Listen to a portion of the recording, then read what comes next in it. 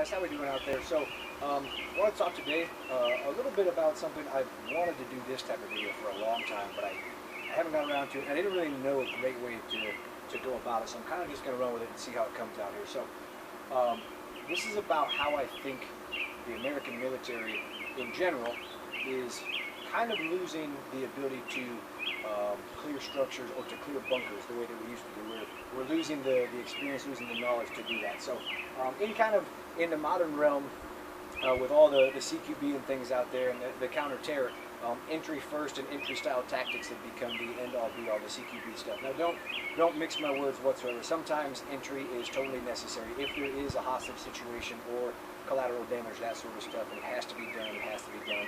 Same thing when it comes to SWAT elements and things like that where they have to worry about collateral damage. So don't mistake my words when it comes to that. And now is a time when you can literally get the best training with firearms in the history of the world right now if you seek it out, whether you're in the military, law enforcement, civilian, whatever.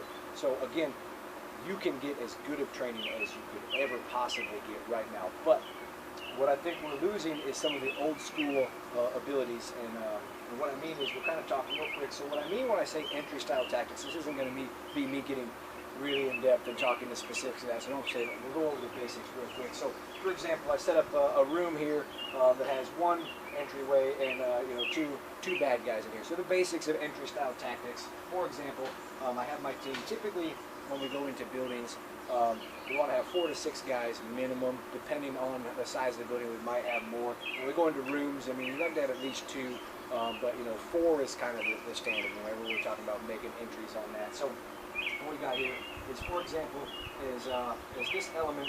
If they're going to make entry into this building right here, so there's conflicting styles if you cross or if you button hook and whatnot. So we'll just kind of keep it real simple here. So for example, when this guy makes entry, and he's going to clear his corner here immediately. So as he clears his corner and sees there's nothing, what this guy's going to do is he's going to penetrate deep all the way to his corner, and he's going to turn to engage his threats.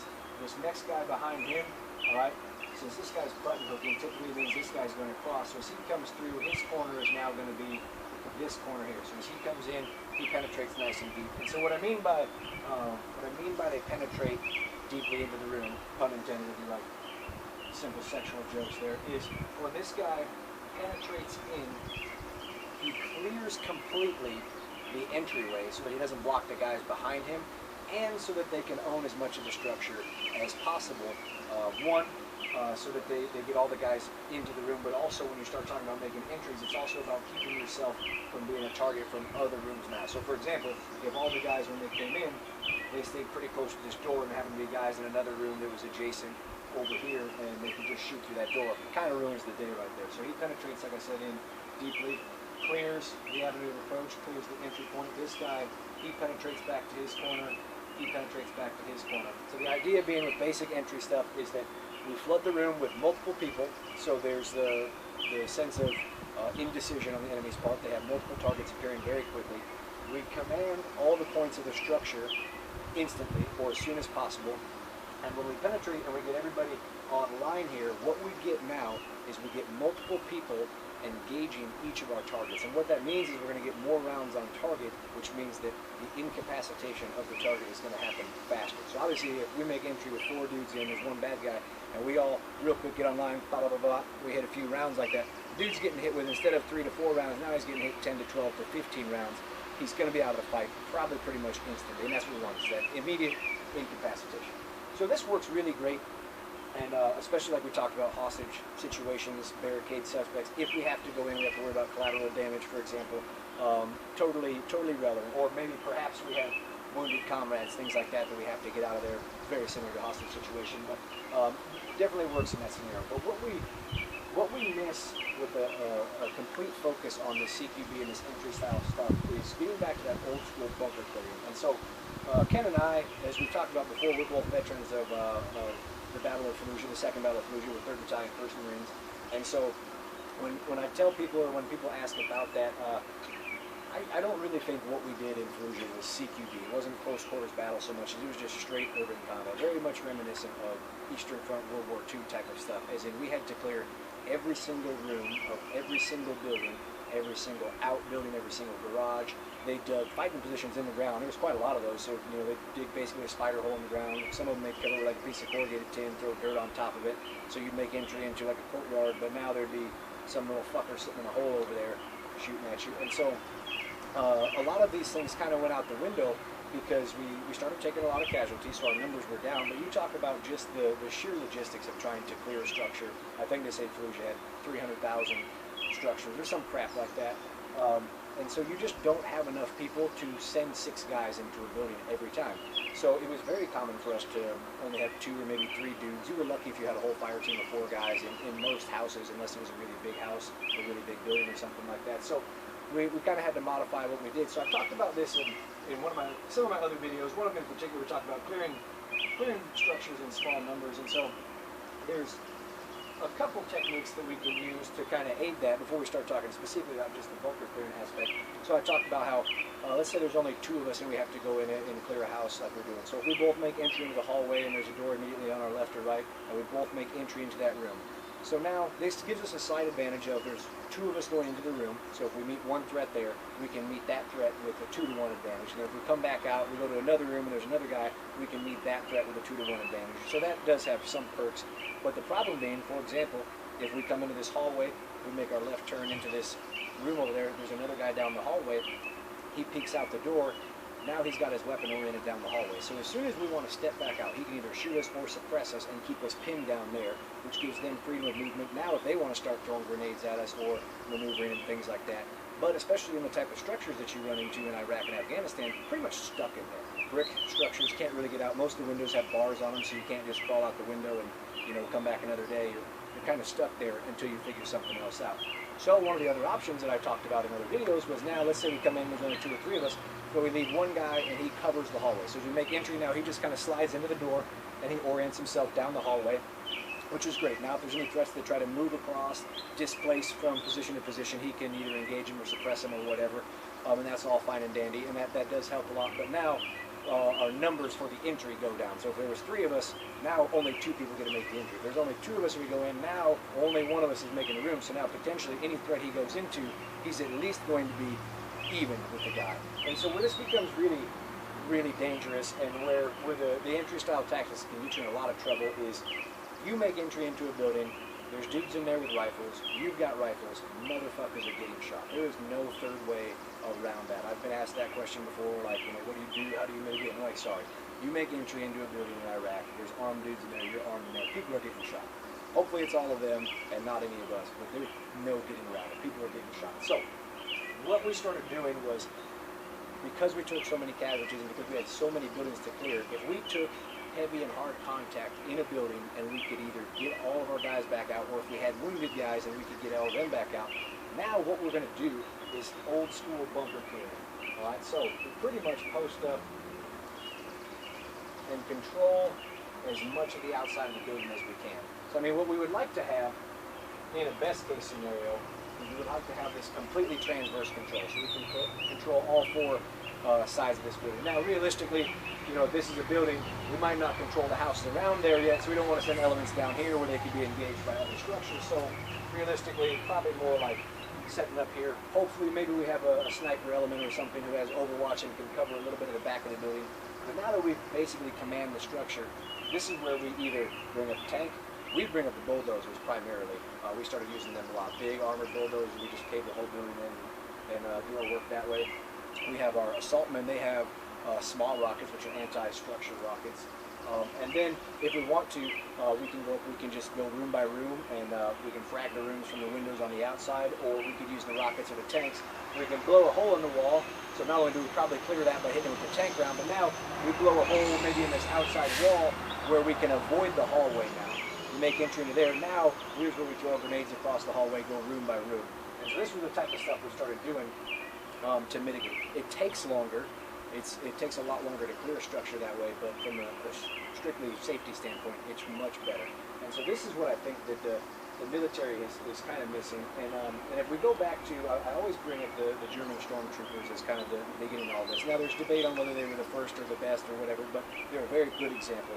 And so what they would do in the trench warfare of the latter part of World War I was, they would sling their rifles on their backs. They had these kind of cross-transverse pouches that they would have right here. And when they would take off across no man's land, basically they didn't have their rifle, they're slung on their back. They would move cover to cover, sprinting, running as fast as they can. And then when they would get close enough to these opposing trenches, so now, for example, you got a bunch of guys in a trench that are shooting at you, how do you clear them out? You just start chucking grenades in there. They carried a lot of stick grenades. They also carried egg-shaped grenades, which is called Eierhandgranate, which just means egg hand grenade in German. And so they throw these in the trenches. So now you either kill or wound the guys right there. So you're in a trench, you're shooting the guys, they throw a whole bunch of grenades at you. What are your options? Well, you either move farther down the trench, you either fall back to a fallback position behind that trench, or you move into one of the bunkers dug into the side of the trench. So, owning this trench now, stormtroopers move into it, start clearing out all the bunkers, more grenades there. Bam, all these positions neutralized relatively safely. Because they didn't stop to get in these long, drawn-out rifle battles, you got guys down in a bunker, especially at this time.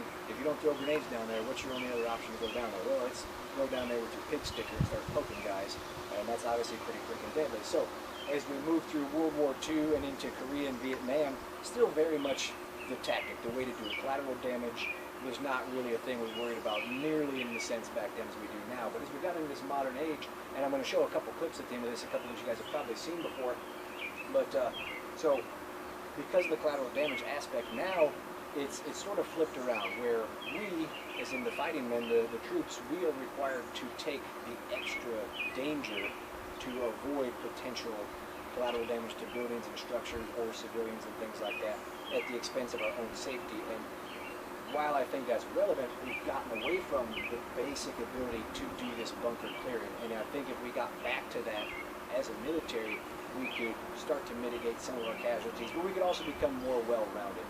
A lot of guys, they see the tier 1 guys, or they see the SWAT guys and stuff like that, and they're doing high-speed entries with, their small carbines and stuff, and guys want to do that. It's really exciting. You stack on the door to go into a place where there's guys inside that have got weapons and they're shooting at you. That is a rush like you'll never have anywhere else, but it's very dangerous. It's a very good way to take a lot of casualties. So that's kind of the last thing I'm going to leave you guys with. So check out these clips. I'll show you real quick, and I'll state up front, I don't own the rights to any of these. They're just very good examples. So this first one is in Fallujah. It's not my unit. It's actually a unit that was adjacent to us.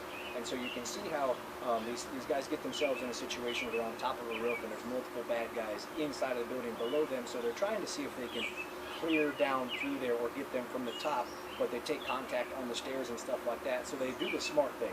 They realize they can't get down the stairs, so they just pull themselves back. They jump across to a different building and run out, knock the building down with a Mark 19. There's at least 3 dead dudes in there, and they didn't take any extra casualties that way. Very smart.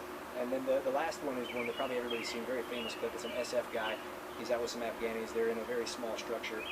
He takes contact. They actually shoot one of the Afghans that's with him. He starts suppressing the guy and actually starts shooting through the wall at him, which I think is very smart because, one, he drives the guy back into the room, and he knows maybe his rounds won't go through the wall, but the spall could potentially blow out into that side of the wall and either hurt the guy or drive him farther back in the room, which is what he wants. So he moves himself out.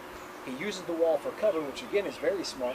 And as he pies and as he turns himself through, he's presented with multiple non-threat targets that he doesn't engage. He turns, bam, bam, bam, multiple rounds on that target, drops him, ends it very quick. Whole engagement only lasts a couple seconds, but very good insight into using what human nature is to avoid that deadly funnel of the door. If there's no reason or if there's no person inside of the building that we have to be worried about shooting, then we don't need to worry about going.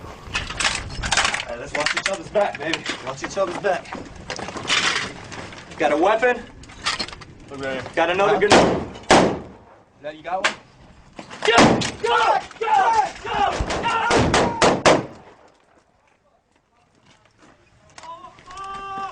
Hey, we got him! How you know? You hear him? Fuck that. No. Watch your face, man. Room. We got way too many rooms on our right and left. You hear something? No.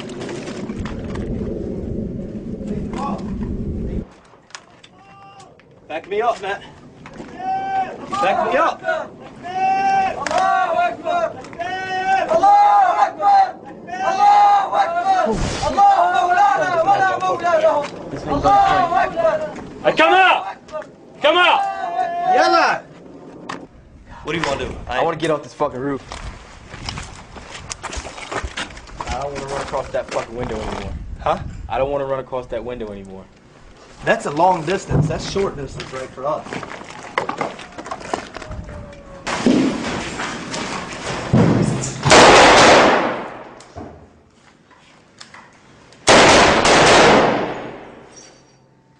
Going!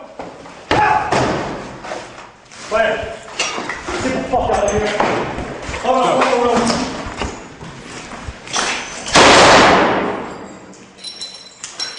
Get the fuck out of here. Go,